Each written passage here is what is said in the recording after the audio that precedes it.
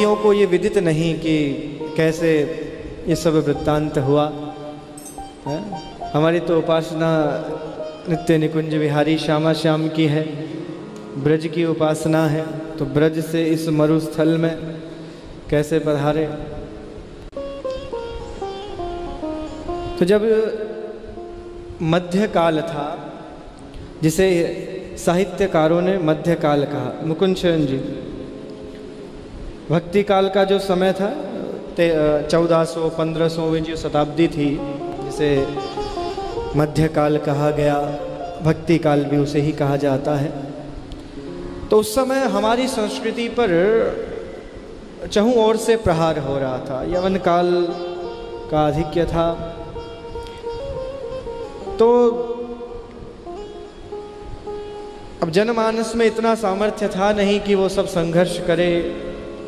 राजा महाराजा यद्यपि युद्ध करके कोई पराजित हो रहे थे और किसी ने उनकी दास्ता भी स्वीकार कर ली, तो सब ये क्रम चल रहा था। तो जब इस प्रकार का कोई संकट आता है हमारे इस राष्ट्र पर, हमारी संस्कृति पर, तो भगवान का एक संकल्प है जो आप हम सभी जानते हैं। गीता में भगवान ने क्या कहा?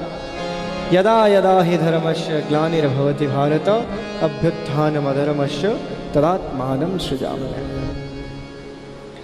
परित्राणाय साधूनां विनाशाय च दुष्कृतां धर्म संस्थापनार्थाय संभवामि युगे। तो भगवान स्वयं तो बार बार अवतार ले नहीं सकते, तो भगवान स्वयं के अंश के रूप में आचार्यों को, महापुरुषों को, संत महात्माओं को हमारे मध्य में प्रकट करते हैं। तो ये वो काल था जब हमारी संस्कृति विकट स्थिति से निकल रही थी और भक्ति का ह्रास होता जा रहा था। यवनों के द्वारा, मुस्लिम शासकों के द्वारा धर्म परिवर्तन किया जा रहा था।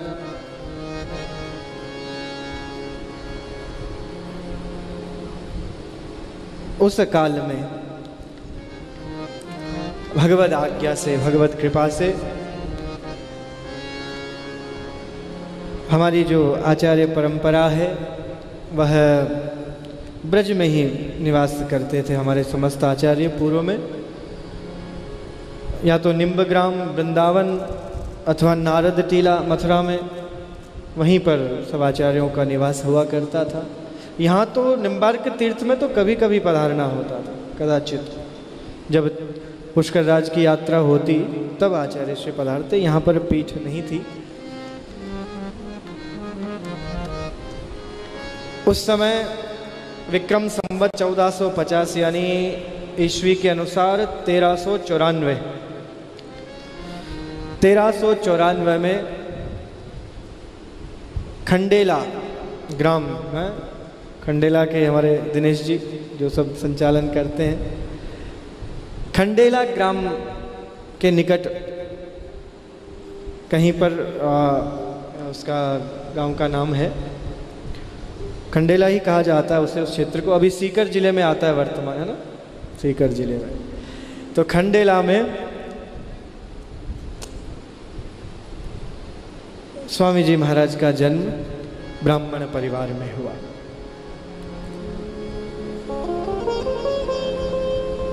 और अल्प अवस्था में ही स्वामी जी को वैराग्य के प्रति और भगवत आराधना के प्रति ऐसा भाव हुआ कि वो जन्म यद्यपि राजस्थान का था और ब्रज में पधारे। और ब्रज में उस समय हमारी इस परंपरा के आचार्य श्री महावाणीकार श्री हरिव्यास देवाचार्य जी महाराज, राज राजेश्वर श्री हरिव्यास देवाचार्य जी महाराज विराजमान थे। और आचार्य श्री के निज सेवा में उन्हें स्थान प्राप्त हुआ। हरिव्यास देवाचार्य जी महाराज के अनेक पट शिष्य थे। उन्हीं प्रमुख शिष्यों में श्री परशुराम देवाचार्य जी महाराज को स्थान प्राप्त हुआ। जब यवनों का आतंक कुछ अधिक बढ़ गया तो इस क्षेत्र के जितने भी भक्तवृंद थे सभी ने विचार किया कि अब ऐसे तो कैसे यहाँ निवास किया जाएगा। अब जब भी कोई जाते ब्रज में आचार्य श्री के दर्शन करते और निवेदन करते कि वहाँ की स्थिति बड़ी विकट है, निम्बार्क तीर्थ के क्षेत्र का जो भी समीपस्थ है वहाँ पर क्योंकि अजमेर की दरगाह निकट है तो यहाँ मुस्लिमों का ही निवास अधिक हो गया था। अब तीर्थाटन करने वाले जितने भी तीर्थयात्री हैं जो पुष्कर जाना चाहते हैं उनके लिए संकट हो गया। ये सब सत्य इतिहास है, ये किसी धर्म विशेष को इंगित करके बनाई गई कोई कथा नहीं है, अपितु ये पूरा इतिहास है, राजस्थान के इतिहास में स्पष्ट रूप से वर्णित है।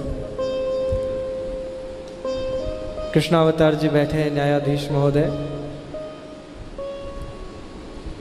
आप सभी ने तो अध्ययन किया होगा जब राजस्थान की इतिहास का जब आता है। तो मस्तिंग शाह नाम का यहाँ पर एक तांत्रिक था और वह सभी हिंदुओं को इतना प्रताड़ित करता था, जो भी तीर्थाटन के लिए आते मार्ग में ही उनको रोकना, प्रताड़ित करना, शिखा सूत्र को समाप्त करवा देना, डरा के धमका के भगा देना। उसका आतंक जब कुछ अधिक बढ़ गया तो यहाँ के वैष्णव जनों ने जाकर, निवासियों ने आचार्य श्री से निवेदन किया कि अब उस क्षेत्र को इस आतताई से मुक्त कराइए। तो श्री हरिव्यास देवाचार्य जी महाराज ने अपने समस्त शिष्यों को बुलाकर मंत्रणा की और सबसे विचार जानना चाहा कि क्या किया जाए, इसका क्या उपाय है।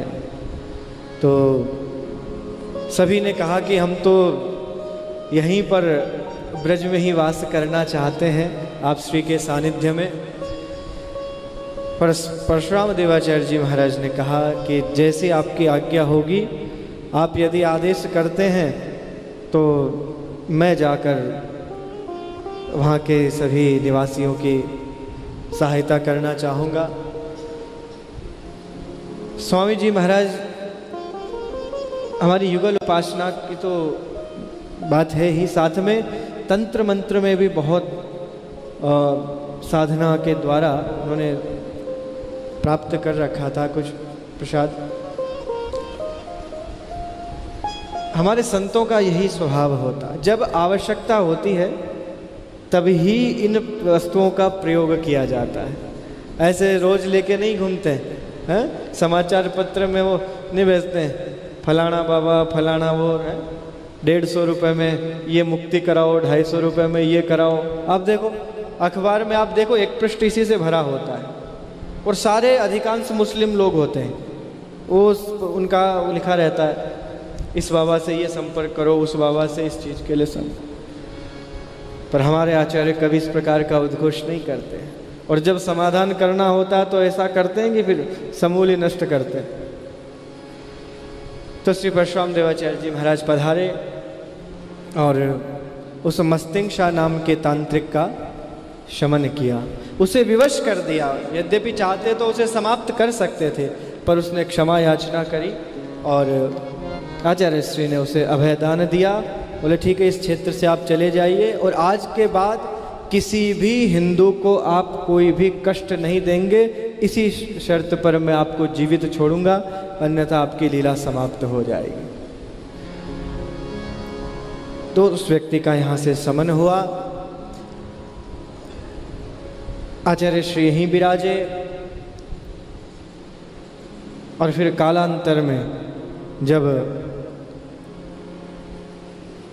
हरिव्यास देवाचार्य जी महाराज श्रीधाम परम धाम वास के लिए प्रस्थान किया, तब अपने समस्त शिष्यों की भावना को ध्यान में रखते हुए, क्योंकि स्वामी जी महाराज ने स्वयं को गुरु आज्ञा से और भगवत कृपा से इतना परिपूर्ण बना लिया था कि हरिव्यास देवाचार्य जी महाराज ने उन्हें श्री निम्बार्काचार्य पीठ की सेवा प्रदान की। बोलिए स्वामी जी महाराज की जय। जब स्वामी जी महाराज यहाँ निवास करने लगे तो धीरे धीरे इस क्षेत्र का विकास होने लगा। पहले ये पूरा जंगल था, वन प्रदेश था, यहाँ पर कोई विशेष निर्माण नहीं था। इसका पूरा प्रमाण महावाणी जी में श्री नाभाजी महाराज ने बड़े दिव्य रूप में परिवर्णित किया है। हमारे वैष्णव परंपराओं में नाभाजी महाराज द्वारा कृत भक्तमाल का बड़ा महत्व है और उसका गुणगान सभी वैष्णव करते हैं और समस्त भगवतजनों का आपके भक्तमाल में दिव्य वर्णन मिलता है। तो नाभाजी महाराज स्वामी जी के लिए लिखते हैं, जो चंदन को पावन निम्ब पुनि चंदन करई, बहुत काल तम निबिड़ उड़े दीपक जो हरई। श्री भट पुनि हरिव्यास संत मार्ग अनुसरई, कथा कीर्तन नेम रसन हरि गुण उच्चरई। गोविंद भक्ति मद रोग गति तिलक दाम सद्वैद हद, और जंगली देश के लोग सबे परशुराम किए पार्षद। नाभाजी महाराज भक्तमाल छप्पय संख्या 137। हाँ, जिसको विश्वास न हो भक्तमाल खोल के बैठ जाए और भक्तमाल में छप्पय संख्या 137 पढ़ ले, स्वामी जी महाराज के दिव्य चरित्र का वर्णन मिल जाएगा। वैसे तो सरल ही है। जंगली देश के लोग सबे परशुराम किए पार्षद। ये जंगली देश था, जंगल ही जंगल, यहाँ पर वन। जो बैठा है ना सारा सलेमबादाड़ा निम्बार्क तीर्थाड़ा, पहली अट जंगली हो कहीं को नहीं होटे, पानी पानी लेवा भी दूर जाना पड़तो। जो पुराने हैं सब देखा उन्होंने ऐसा। अभी तो सब बहुत कुछ इतना हो गया, बाकी पहले तो केवल वन प्रदेश था। जाल के वृक्ष यहाँ पर अधिक हुआ करते थे। जाल और खेजड़ी तो हमारा समी वृक्ष तो है ही, तो बस इन्हीं का आधिक्य था। क्या बंसल साहब, पहले यहाँ कुछ ऐसा नहीं था। और जब स्वामी जी महाराज पधारे तो यहाँ पर एक वो जाल का ही वृक्ष था, और वो तो फिर कालांतर में समाप्त हो गया। लेकिन जहाँ स्वामी जी की आज तपस्थली है वहाँ एक जाल का वृक्ष था और एक समी का वृक्ष, खेजड़ी जिसे कहते हैं, उसके नीचे ही आचार्य श्री विराजे, और वहीं वो हवन कुंड आज भी स्वामी जी का है। जो चंदन को पवन निम्ब पुनि चंदन करई, बहुत काल तम निविष उदय दीपक जो हरई। इस क्षेत्र में अधर्म का ऐसा अंधकार हो गया था, यवनों का ऐसा आतंक रूपी अंधकार था। उस अंधकार को आचार्य श्री ने अपने ज्ञान से, अपनी तपस साधना के दिव्य प्रकाश से ऐसा आलोकित कर दिया कि यहाँ का मानो प्रत्येक निम्ब का वृक्ष चंदन के समान सुगंधित हो गया हो। जो चंदन को पवन निम्ब पुनि चंदन करई। नाभाजी महाराज का वो तो भक्तमाल है और उन्होंने तो जो वर्णन किया है तो सब दिव्य है। श्री भट पुनि हरिव्यास संत मार्ग अनुसरई। पूरी आचार्य परंपरा का यहाँ पर वर्णन किया है। श्री भट देवाचार्य जी महाराज का, उसके हरिव्यास देवाचार्य जी महाराज की इस परंपरा में जिन्होंने उस परंपरा को और दिव्य और महान बनाने के लिए हमारे श्री परशुराम देवाचार्य जी महाराज पधारे। कथा कीर्तन नेम रसन हरि गुण उच्चरई। और स्वामी जी महाराज के जीवन का क्या ध्येय था? देखिए, कथा कीर्तन नेम सरस हरि गुण उच्चरे। जो कहते हैं ना कि हमारी इस आचार्य परंपरा में कथा का क्रम नहीं है, नावा जी से पूछो जाके। स्वामी जी महाराज स्वयं कथा किया करते थे यहाँ पर, और कथा करने से जितना भी यहाँ का इस क्षेत्र का क्षत्रिय समाज था, राजपुताना उस समय कहा जाता था, सब समस्त राजघराने सत्संग के लिए यहीं आया करते थे, इसी स्थान पर जहाँ आप सभी हम बैठे हैं। स्वामी जी महाराज स्वयं कथा किया करते थे अपने मुखारविंद से। कथा कीर्तन नेम रसन हरि गुण उच्चरई। केवल भगवत गुणानुवाद यहाँ पर होता था।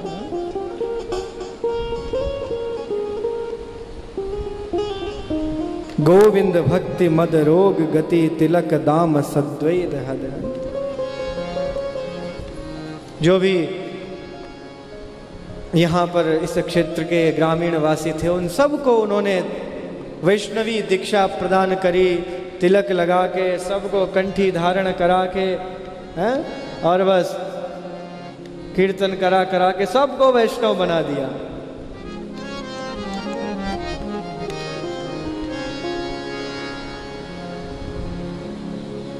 ये हमारे स्वामी जी महाराज की दिव्य चरित्र का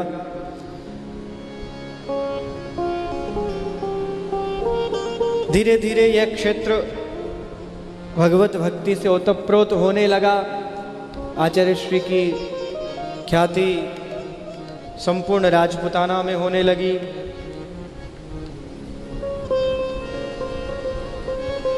खेजड़ला सरदार, उस समय जो खेजड़ला के राजा,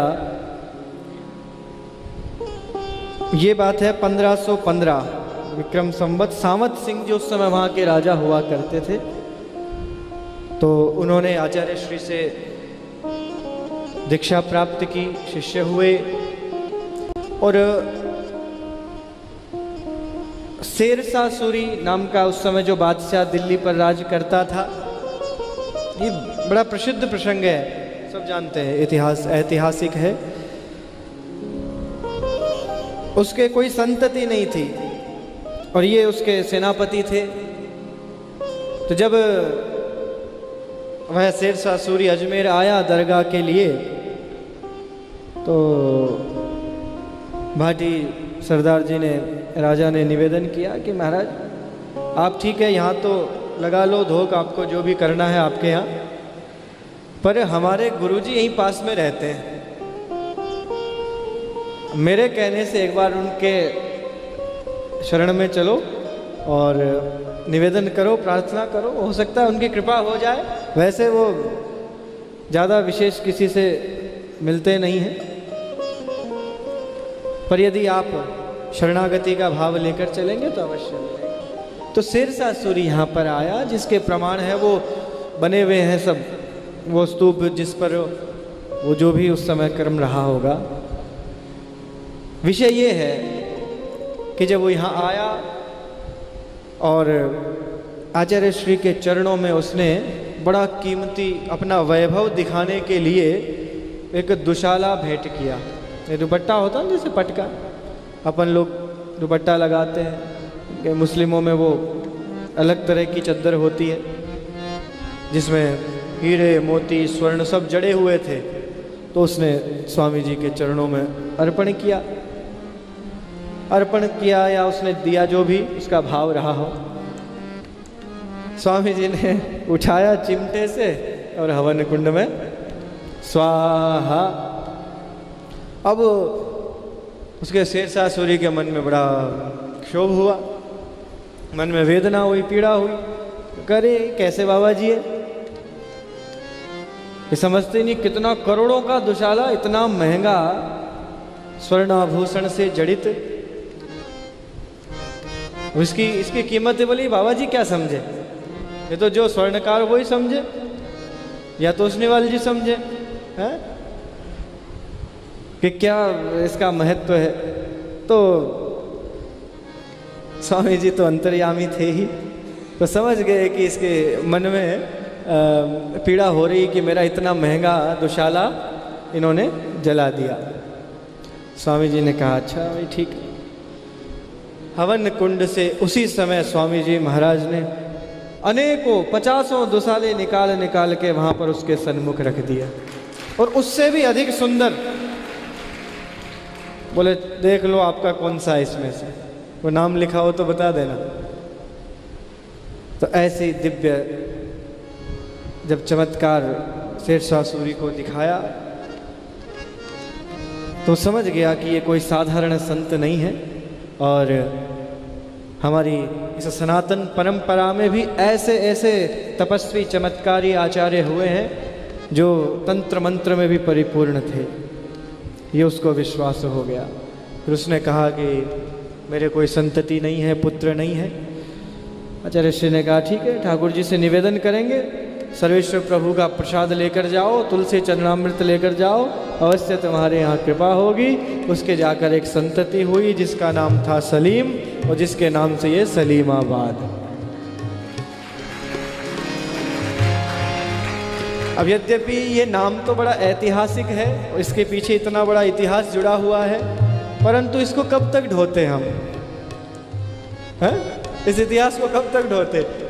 ठीक है, स्वामी जी की कृपा से उसको पुत्र हुआ, और इस नाम को तो बहुत समय से प्रयास चल रहा था। जैसा हमारे मुकुंद शरण जी ने अभी बताया, तो बहुत जे ने भी बहुत प्रयास किया, पर आप हम सभी जानते हैं कि 70 साल से किस प्रकार राष्ट्र की सेवा होती आई, तो कैसे नाम परिवर्तित हो सकता था। फिर जैसे ही सनातन संस्कृति की रक्षा के लिए वचनबद्ध शासक हमारे राष्ट्र को मिला और हम सब ने कहा, तो तुरंत यह सबसे प्रथम कार्य यह हुआ, जिस दिन प्रयागराज का नाम इलाहाबाद से प्रयागराज हुआ, उसी दिन इसका नाम निम्बार्क तीर्थ हुआ। बोलिए निम्बार्क तीर्थ की जय।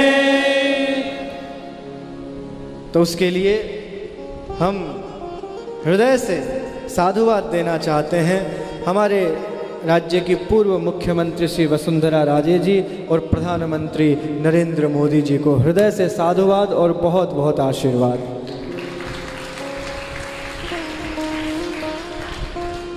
भाव होना चाहिए संस्कृति के प्रति। अब आप लोग भी पहले दूसरे कर लेते तो हम तो उनको भी आशीर्वाद दे देते भाई। तो ये निम्बार्क तीर्थ हुआ। स्वामी जी महाराज का जब से यहाँ विराजना, तो इस क्षेत्र का ये परम सौभाग्य कि ऐसे आचार्यों ने इस क्षेत्र को अपने तपोबल से, अपने साधना बल से इतना दिव्य बना दिया। स्वामी जी महाराज नित्य प्रति पुष्कर जाया करते थे स्नान के लिए। स्नान पुष्कर में और नित्य अपना जप अनुष्ठान सब यहाँ पर निम्बार्क तीर्थ में। तो उस समय सामर्थ्य था आचार्य श्री का, ऐसा बड़ा वर्णन मिलता है। और जो स्वामी जी की जप की माला है वो तो आप हम सभी देखते हैं, तो कितना दिव्य भव्य स्वरूप होगा आचार्य श्री का। जो यहाँ से 30-35 किलोमीटर जाकर वापस आना है, तो क्या गति, क्या सामर्थ्य शरीर का। और इतने ऐसे मोटे मोटे अपने से उठती ही नहीं है। हम लोग तो जब सेवा करते हैं स्वामी जी के, तो उनको उस जप की माला को इधर से उधर करना बड़ा कठिन हो जाता है। आज अभी जब अभिषेक चल रहा था, तो अर्चकों को हमारे नारायण सब, रवि, संदीप और क्या, तो बच्चों को कहा, मैंने कहा अरे आज माला का भी अभिषेक कर लेते हैं, तो वो सब हुआ। तो इतनी माला उठे ही नहीं, उसको जपते थे स्वामी जी। सोचो क्या है। तो ये सब महापुरुषों की दिव्य चरित्र हैं जिनका गुणगान हम कर सकें, और जिनको स्मरण करके ही चित्त में बड़ा आनंद और गौरव का अनुभव होता है कि हम जिस परंपरा से हैं, हमें जिस परंपरा में शिष्य होने का, अनुगत्य होने का सौभाग्य प्राप्त हुआ है, वो कितनी गौरवशाली महान परंपरा है।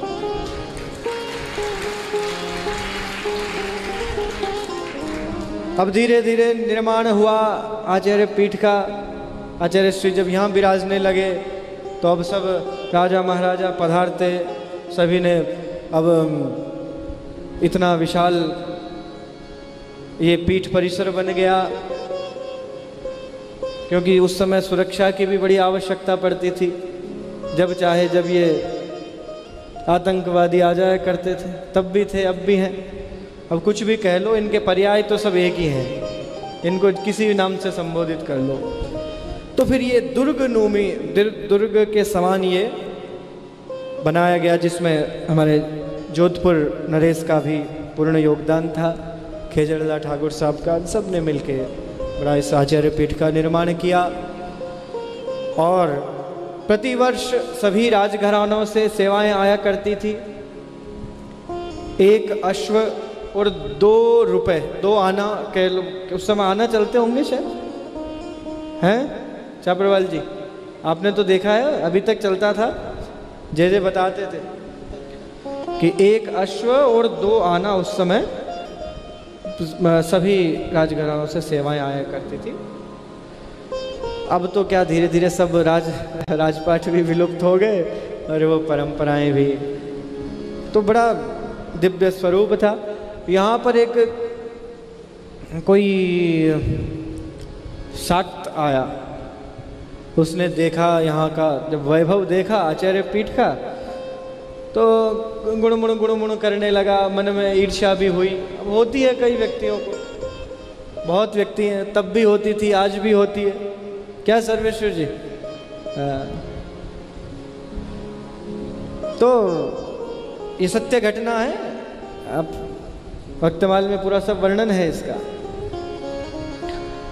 तो वो स्वामी जी के इस वैभव को देखकर बड़ा मन में उसके ईर्ष्या द्वेष हुआ। उसने कहा कि काय के संत इतनी बड़ी आचार्य पीठ बना रखी है, इतनी बड़ी गौशाला है, विद्यालय है, महाविद्यालय हैं, इतने संत महात्मा, इतने कर्मचारी, इतने छात्र पढ़ रहे हैं। बोले ऐसे थोड़ी, संत को तो अकेले एकांत में रहना चाहिए बाबा जी को, ये तो सब माया से घिर गए। बोले स्वामी जी ने कहा अच्छा बेटा कोई बात नहीं, बुलाया समीप में, आओ। बोले ये सब है तो ऐसे करते हैं, चलो घूमने के लिए चलते हैं। स्वामी जी महाराज उस व्यक्ति को साथ में लेके और पुष्कर की और प्रस्थान करके नाग पहाड़ी पर जाकर बैठ गए, विराज लिए, सर्वेश्वर प्रभु को साथ ले गए और वहीं सेवा हो रही है, बड़ा आनंद हो रहा है। अब जब स्वामी जी महाराज ने ठाकुर जी की सेवा करी, अब वो व्यक्ति बैठा बैठा देखे कि अब ये सेवा तो कर रहे और स्वामी जी हैं, इनके कुछ शिष्य हैं, ज़्यादा पीठ परिकर को लेके नहीं गए, स्वामी जी स्वयं पधार गए और साथ में 2-4 जो भी निजी सेवक थे वो चले गए। बोले यहाँ जंगल में आके बैठ गए, मुझे भी ले आए। अब सेवा पूजा तो कर लिए, भोग क्या लगाएंगे ठाकुर जी हैं, तो स्वयं भी भूखे मर रहे, मुझे भी भूखा मार रहे। आचार्यों की बड़ी कृपा। उस व्यक्ति को यह अनुभव कराना था कि भगवान की कृपा कैसी है और हम माया के पीछे नहीं, अपितु माया हमारे पीछे है। तो स्वामी जी महाराज जब वहाँ भगवान सर्वेश्वर प्रभु की सेवा कर रहे थे नाग पहाड़ी पर, तो उधर से मारवाड़ से एक वो आया, सरदार था बंजारों का, और उसकी पूरी, उसका लवाजमा, उसकी सेना उसके साथ में, और थका हारा आया, जाकर जो ही विश्राम करने लगा तो वहाँ पर गरुड़ घंटी बज रही है, बढ़िया आरती हो रही है, कीर्तन हो रहा है।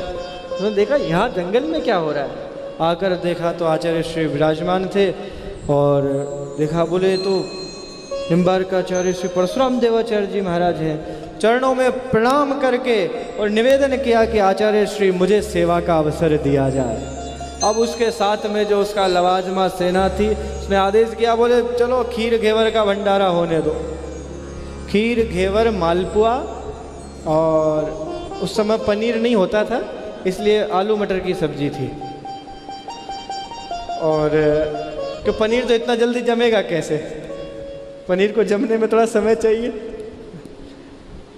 तो खीर, घेवर और मालपुआ का उस समय ये वर्णन है वास्तव में तस्मई का।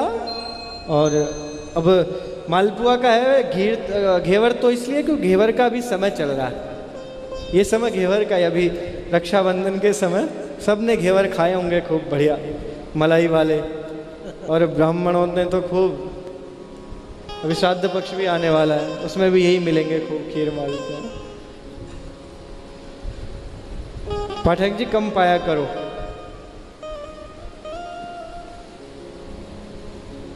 तो वहां पर खूब भगवान को भोग लगा और खूब संतों का भंडारा हुआ। और उस सरदार ने प्रस्थान के समय आचार्य श्री से निवेदन किया कि आचार्य श्री, आपने मुझे भगवान सर्वेश्वर प्रभु की सेवा का ये सुअवसर प्रदान किया, इसके लिए मैं सदैव ऋणी रहूँगा। और मेरे निवेदन से जो कुछ भी मेरा वैभव है, मेरी सामग्री है साथ में, ये सब मैं आपके चरणों में समर्पित करता हूँ। जितने भी रथ, हाथी, घोड़े, सब उसने स्वामी जी के चरणों में समर्पित कर दिया। वो व्यक्ति वहाँ खड़ा खड़ा देखे पीछे से, बोले ये क्या? बोले वहाँ भी वैसा ही वैभव, यहाँ आके बैठे जंगल में तो यहाँ भी शुरू हो गया।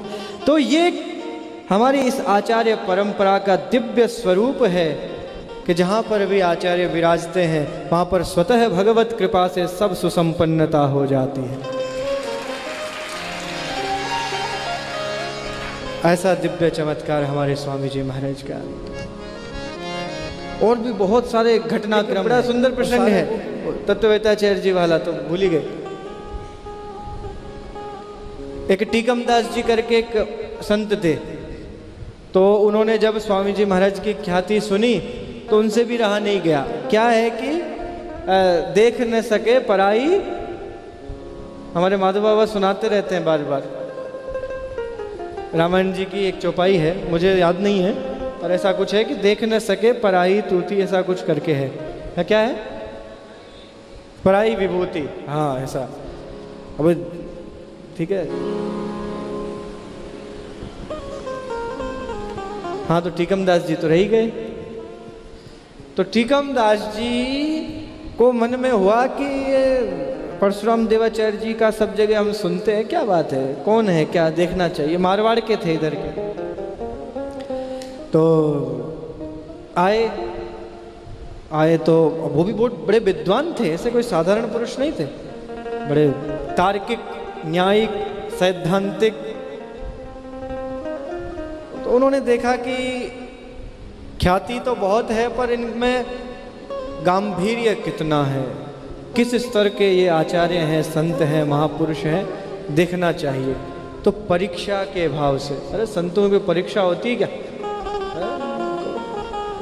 जो परीक्षा करता है वो स्वयं अनुत्तीर्ण हो जाता है। संत महापुरुषों के तपोबल की, उनके जप बल की कभी परीक्षा नहीं लेनी चाहिए।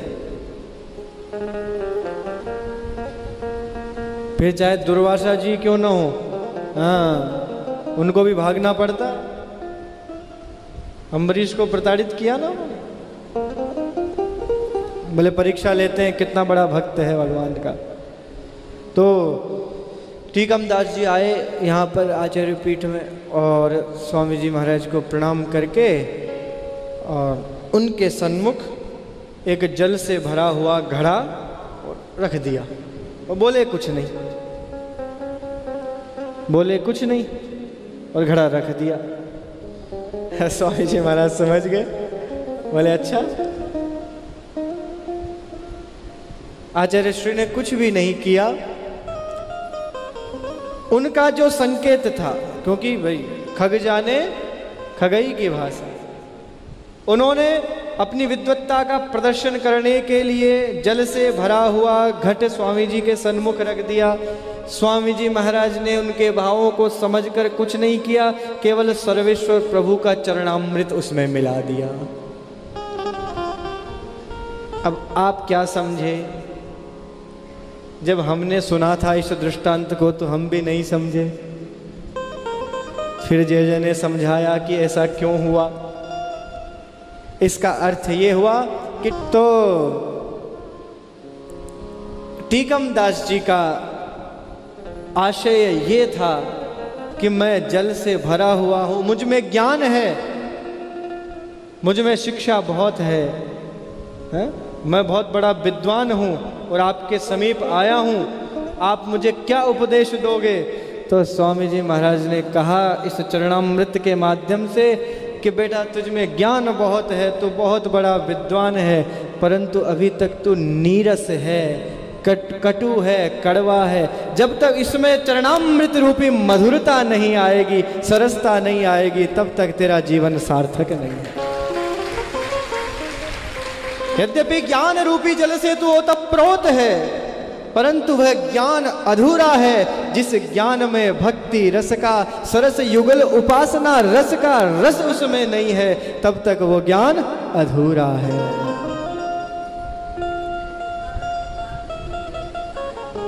आ रहा हूं मैं, वहीं आ रहा हूं माता जी, आपके पास ही वहीं आऊंगा, मुझे पता है आप वहीं के हो।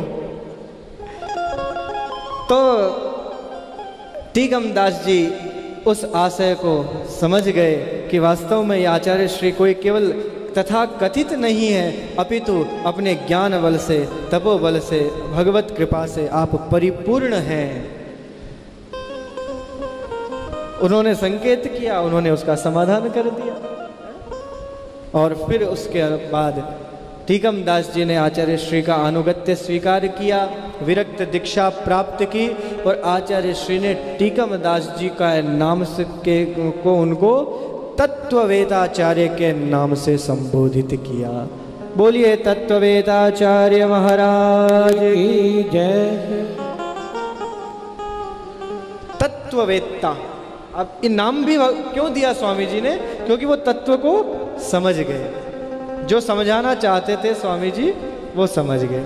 तत्ववेत्ता, तत्ववेत्ता तिहुलोक में है। तो स्वामी जी ने तत्ववेताचार्य जी को फिर आदेश दिया कि आप मारवाड़ क्षेत्र में पधारिए और वहाँ पर जाके भगवत भक्ति का प्रचार कीजिए। तब तत्ववेताचार्य जी जेतारण पधारे और वहाँ पर गोपाल द्वारा की स्थापना की, जो आज भी वहाँ पर विद्यमान है, जहाँ के वर्तमान महंत जी मंगनी रामदास जी हैं और जो हमारे लक्ष्मी नारायण जी राठी के घर से माता जी बैठी हैं यहाँ पर हरदा, ये सब जेतारण के हैं, इसलिए कह रहे हैं कि ये जेतारण की घटना है? ठीक है, अब मन प्रसन्नता को। तो जेतारण मारवाड़ का बड़ा सुप्रसिद्ध नगर है, वहाँ पर आज भी तत्ववेताचार्य जी का जो प्रधान स्थान है वहाँ पर है। उसके अंतर्गत और भी कई स्थान हैं पूरे राजस्थान में। तो जब कोई जिज्ञासु हमारे आचार्यों के समीप अपनी शंका लेकर पहुंचता है तो उसका समाधान अवश्य होता है। आप चाहे जिस रूप में आना चाहो, जिज्ञासा लेकर जाओगे तो उसका शांत होगा, विद्वत्ता लेकर पहुंचोगे तो वो भी मान दूर हो जाएगा। बोलिए स्वामी जी महाराज की है। स्वामी जी की बहुत सारी रचनाएं, पूरा परशुराम सागर है। परशुराम सागर स्वामी जी की जितनी भी रचनाएं हैं उसका सभी का संकलन है। जो स्वामी जी ने रचनाएं की वो परशुराम वाणी, परशुराम दुहावली, परशुराम चरितावली, परशुराम पदावली, इस नाम से स्वामी जी महाराज ने रचना की। फिर कालांतर में हमारे आचार्यों ने उन सभी रचनाओं का संकलन करके और उसे नाम दिया परशुराम सागर। वह परशुराम सागर ग्रंथ जो कि हिंदी साहित्य का उस समय भक्तिकालीन युग का सबसे बड़ा ग्रंथ है। आप सभी इसका अवलोकन करें। ये परशुराम सागर जो आचार्य पीठ में सदैव उपलब्ध है, वास्तव में सागर है। और इस सागर में गागर भरने का जो भाव है वो स्वामी जी महाराज ने किया। मैं कथाओं में हमेशा संकेत करता हूँ मैं गाता हूँ, बहुत कुछ कम हम गा पाते हैं। कभी तो इस पर तो पूरा मास पारायण किया जाए ना, 1 महीने तक केवल परशुराम सागर की कथा की जाए तो भी समय कम पड़ जाए। ऐसी दिव्य दिव्य रचनाएं हमारे स्वामी जी महाराज की।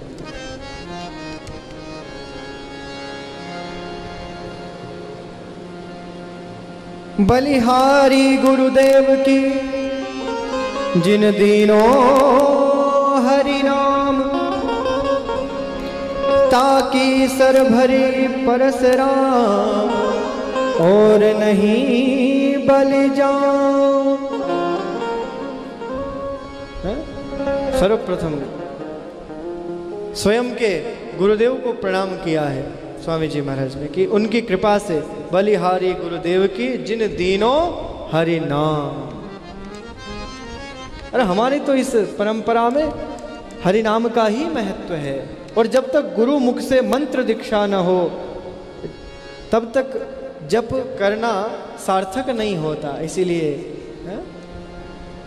धन धन मात पिता सुत बंधु, धनि जननी जिन गोद खिलायो, धनि धनि चरण चलत तीरथ को, धनि गुरु जिन हरि नाम सुनायो। धनि गुरु जिन हरि नाम सुनायो। नाम श्रवण करना दीक्षा।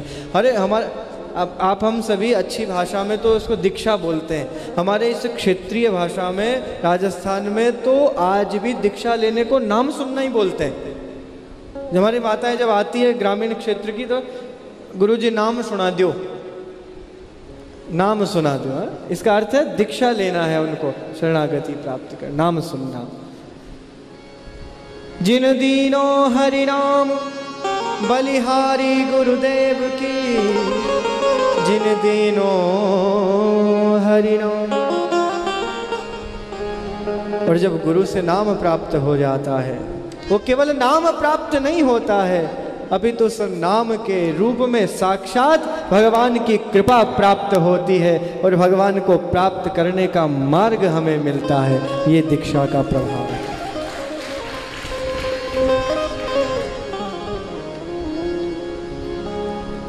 गुरु गंगा जल कल्प तरु,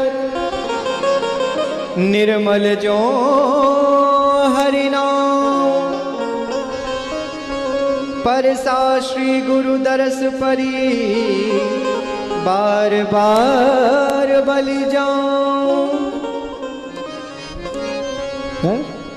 गुरु गंगा जल कल्प तरु। गुरु कौन है? गुरु तत्व क्या है? गुरु गंगा जल के समान हमें निर्मल करने वाला है, गंगा जल के समान हमें निष्पाप बनाने वाला है, निष्कलंक बनाने वाला है। ऐसा गुरु। गुरु का तो अर्थ ही है गुकारस्तमसि प्रोक्तो रुकारस्तनो निरोधक। गुरु का अर्थ ही यही है, गुकार यानी अंधकार, और रुकार यानी उस अंधकार को समाप्त करने वाला, वो गुरु तत्व है। इसलिए गुरु की शरणागति, श्रीमद् भागवत का प्रारंभ ही इसी से है। सुखदेव भगवान का जब अनुगत्य स्वीकार किया महाराज परीक्षित ने गुरु रूप में, तब सुखदेव ने उन्हें वो कथा प्रदान की। गुरु महिमा अनंत है, बिन गुरु भवनिधि तरे न कोई, जो विरंचि संकर। गुरु का होना जीवन में नितांत आवश्यक है। गुरु वो मार्गदर्शक है, वो पथ प्रदर्शक है जो हमें कभी भटकने नहीं देता।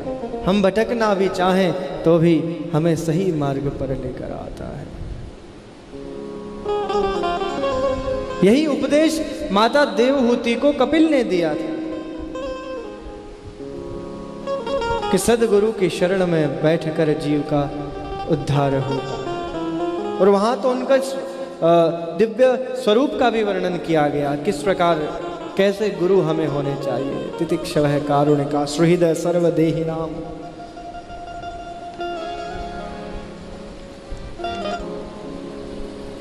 तो स्वामी जी महाराज काज दिव्य पाठोत्सव, और जिनकी इस महती कृपा से आप हम सभी इस श्री निम्बार्काचार्य पीठ में बैठकर जो